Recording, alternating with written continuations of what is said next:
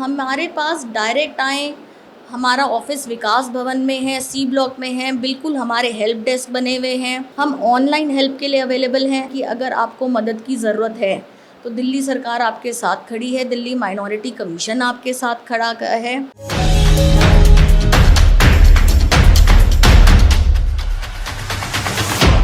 आइए भारत को हम एक प्रगतिशील एवं मजबूत देश बनाएं, एक अच्छे राज्य की कल्पना करें। देहिक देविक भौतिकतापा राम राज्य काहू न मिले। Singhal's here, Shri Khatu Sham Dilli Dham।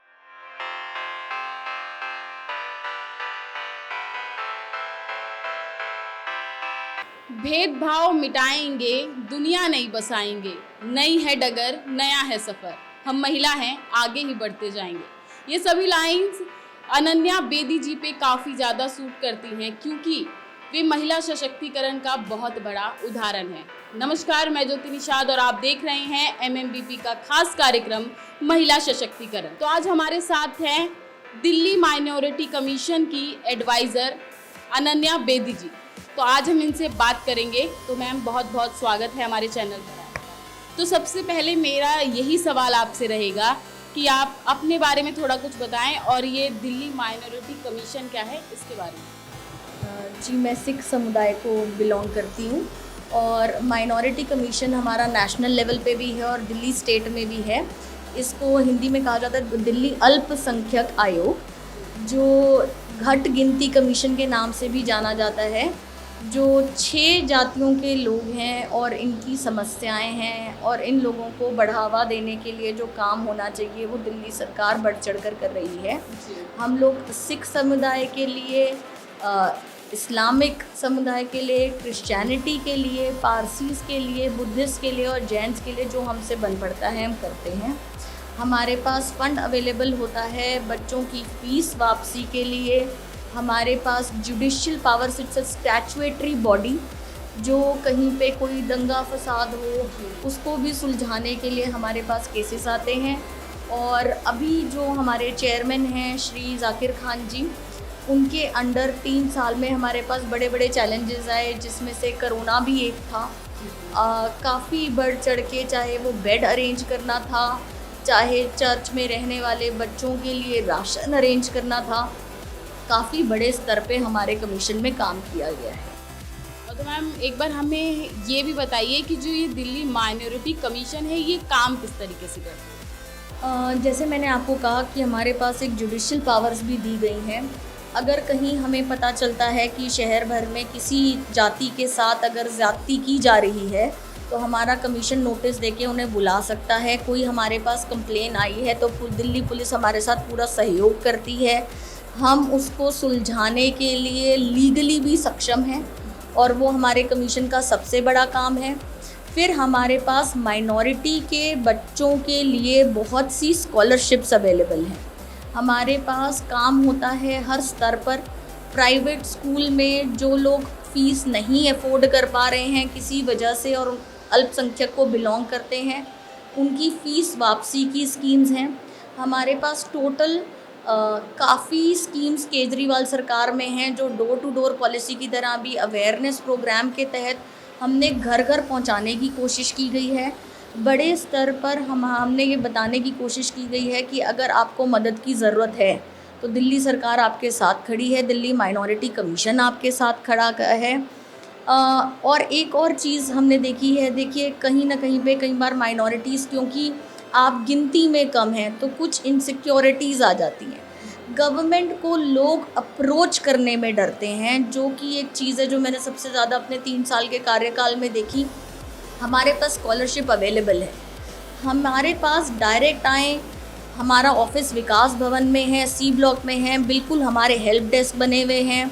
हम ऑनलाइन हेल्प के लिए अवेलेबल हैं, लेकिन लोग हमारे पास ना आके इंटरनेट कैफ़े जाना चाहते हैं। कोई ऐसी जगह पर पहुंच जाते हैं जहां उनको गलत गाइड किया जाता है, जहां पे सरकार के ख़िलाफ़ बोला जाता है। अरे एक बार आके अगर आप कमीशन में बात करेंगे, हेल्प डेस्क पे बात करेंगे, सही वेबसाइट पे जाएंगे और फिर अगर आपका काम ना हो तो अलग बात है। लोग अफवाहों में बिलीव करने लग जाते हैं कि अरे हमारे साथ ऐसा हुआ, हमारे साथ वैसा हुआ। लेकिन बहुत अच्छा काम भी सरकार करती है। जिसके बारे में आपको तब पता चलेगा जब आप वहाँ पहुँचेंगे। जो मेरा कार्यकाल रहा, हमारे पास बहुत सी स्कॉलरशिप अवेलेबल थी। हम 50,000 स्टूडेंट्स की हेल्प कर सकते थे। हमारे पास एप्लीकेशंस 10,000 पहुँची। लोगों के अंदर एक भय था कि हमारा काम नहीं होगा। तो मेरा सबसे ज़्यादा रोल ये रहा है इस कमीशन में, मैंने स्कूल जाकर लोगों को इस बात से जागरूक कराया है कि हेल्प अवेलेबल है, आप निवेदन दें। थोड़ी सहयोग हमने इस एजुकेटेड लोगों से मांगा।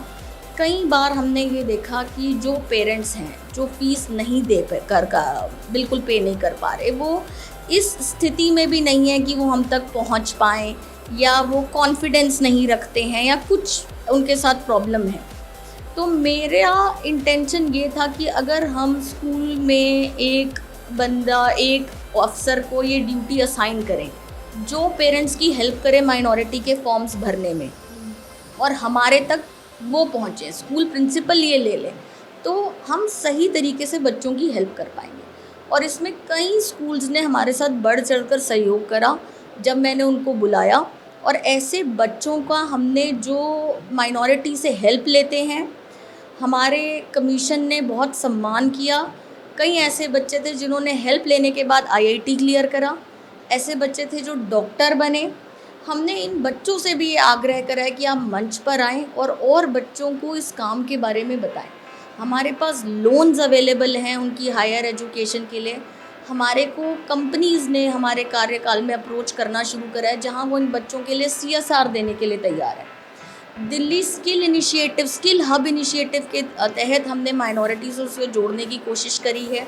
CBSE का स्किल इनिशिएटिव है, सारे स्कूल CBSE के अंडर आते हैं। पर्सनली मैंने ये काम किया है कि उनको कहा है आप जुड़ो, ऑथेंटिक सर्टिफिकेशन इन बच्चों को प्रोवाइड करो। अगर ये स्किल्ड होंगे, इनको एम्प्लॉयमेंट मिलेगी। और उसके बाद अगर हमें सरकारी मान्यता, CBSE एक एग्जामिनिंग बॉडी है या NIOS है, अगर हम इन बच्चों को वहाँ से सर्टिफिकेशन दिला पाएंगे तो ये बच्चे आगे करियर में अच्छा कर पाएंगे। ये पर्सनली 3 साल मेरा काम रहा है दिल्ली कमीशन के साथ माइनॉरिटी। तो मैम, जैसा कि आपने बताया कि लोगों में अभी जागरूकता नहीं है, लोग डरे हुए हैं, तो इसी तरह की और भी समस्याएं होंगी इस कमीशन को आगे बढ़ाते टाइम। तो और ऐसी कौन सी समस्याएं जो आपने अभी फेस कर रहे हैं? जी, एक तो जो मैं बता रही थी पेपर वर्क, लोग पेपर वर्क पूरा करने के लिए अगर किसी को कहा जाता है, कई बार मैंने उनसे कहा कि आपकी रियल प्रॉब्लम है, तो लोगों ने अपने कागजात ही नहीं संभाले हुए हैं या बनवाए ही नहीं हैं। तो ये मुझे बड़ा एक अचंभा सा होता है। बार बार बोला जाता है सिंपल चीज़ें, आधार कार्ड वगैरह, ये लोग हमेशा अवेलेबल होना चाहिए। एक चिट्ठी लिखने जितना, जिसे कहते हैं पढ़ाई लिटरेसी, जो सब लोग बोलते हैं, नहीं तो आप किसी की मदद से लिखवाएं। ये चीज़ें कुछ गलत नहीं हैं। ये चीज़ें आपने अगर कोई चीज़ हमने रिटन में मांगी है, इसका मतलब ये नहीं है कि हम आपके अगेंस्ट कोई एक्शन लेना चाह रहे हैं, आपका सहयोग ही करना चाह रहे हैं। लेकिन किसी से भी अगर आप डॉक्यूमेंट्स मांगते हैं तो वो एकदम से घबरा जाते हैं कि ये क्यों मांगे जा रहे हैं। तो मेरा ये मानना है कि हमें सरकार जो बहुत पॉजिटिव काम करती है, और आपके चैनल के माध्यम से आप इतना बढ़िया काम कर रहे हैं, ये मैसेज पहुंचाएं। कई बार मीडिया में भी हाईलाइट हो जाता है अगर कोई भूल चूक हुई, जो ठीक है, आप हम पे चेक रखते हैं, सरकार पे आप चाहते हैं कि अच्छे से अच्छा काम करें, लेकिन हमारे पॉजिटिव कामों को भी बहुत ज़्यादा हाईलाइट किया जाए और ये बोला जाए कि हम लोग लोगों की मदद के लिए हमेशा तैयार हैं। अगर आपका एक इलेक्टेड लीडर है, कमीशन का चेयरमैन है, वो लोग भी उस पोजीशन पे बहुत मेहनत से पहुँचे हैं। और देखिए, किसी के भी काम पे उंगली उठाना बहुत आसान है, बट अगर कोई किसी पोजीशन पे बैठा है, उसने काफ़ी मेहनत करी है वहाँ तक पहुँचने के लिए, हम लोगों को भी कभी कभी सराहना की ज़रूरत है। चाहे मीडिया के माध्यम से हो, चाहे लोगों के माध्यम से हो, हमें भी प्रोत्साहन मिलता है। तो हमेशा बैठ के ये कह देना अपने ड्राइंग रूम में कि अरे इसने ये नहीं करा, अरे उसने वो नहीं करा, उस सरकार ने, ये मेरा मानना है। एक बैलेंस्ड व्यू रखिए। हर सरकार आप जनहित में काम करने के लिए हमेशा रेडी है। आप सुझाव दें, हमेशा एक कंप्लेनिंग मोड में ना दे रहे कर, अगर आप कोई सजेशन देंगे उसका एक्सेप्टेंस होगा और हम लोग और अच्छा और बेहतर काम कर पाएंगे। सरकार के साथ जुड़ें, हमेशा ये सोचें कि ये आप ही ने चुनाव में जिन लोगों को आगे बढ़ने के लिए कहा है वही लोग हैं जो काम कर रहे हैं, तो इन पे भरोसा आपको रखना पड़ेगा।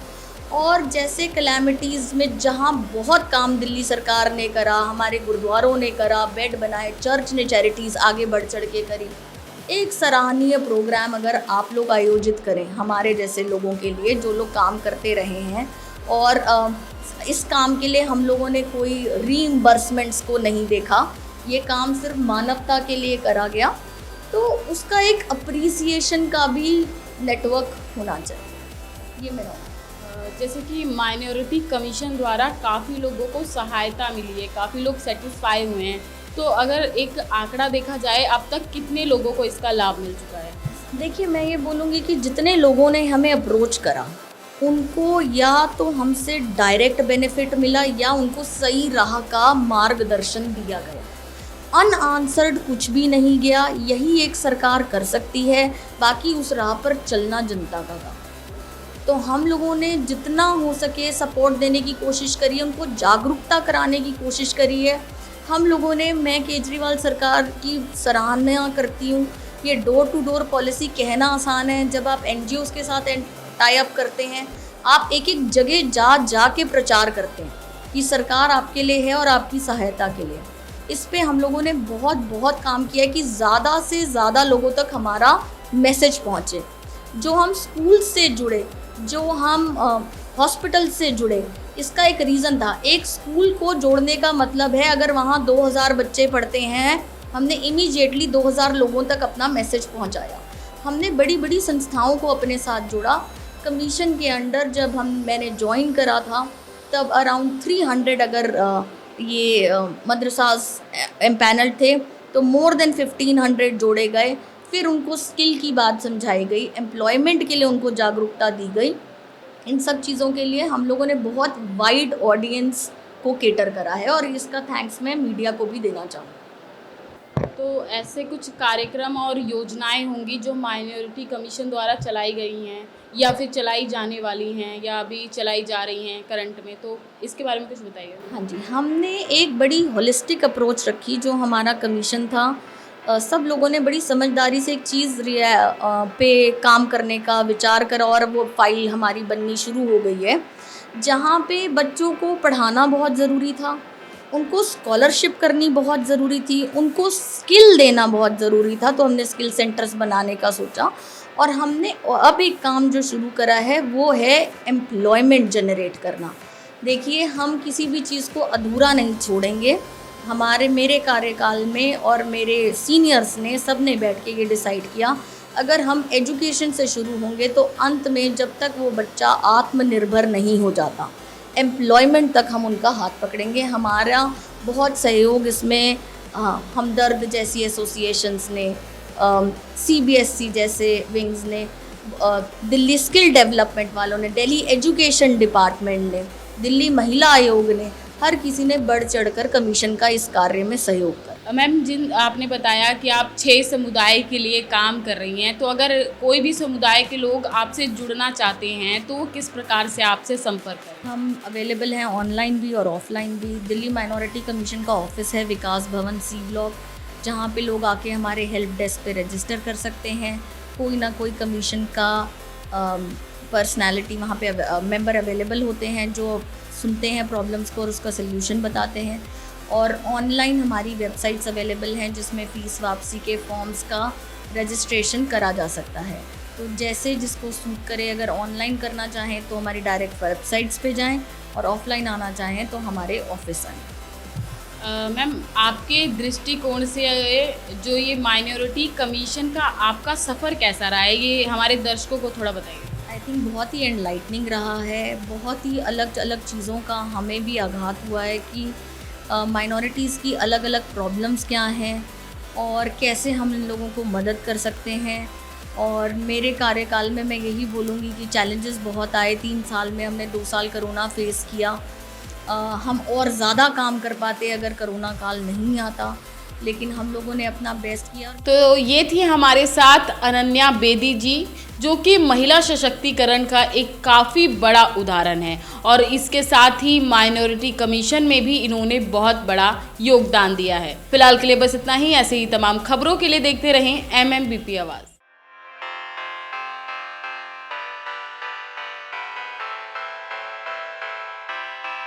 आइए भारत को हम एक प्रगतिशील एवं मजबूत देश बनाएं, एक अच्छे राज्य की कल्पना करें। देहिक देविक भौतिकता पा राम राज्य काहू न। सिंघल्स मेंस वियर, श्री खाटू श्याम दिल्ली।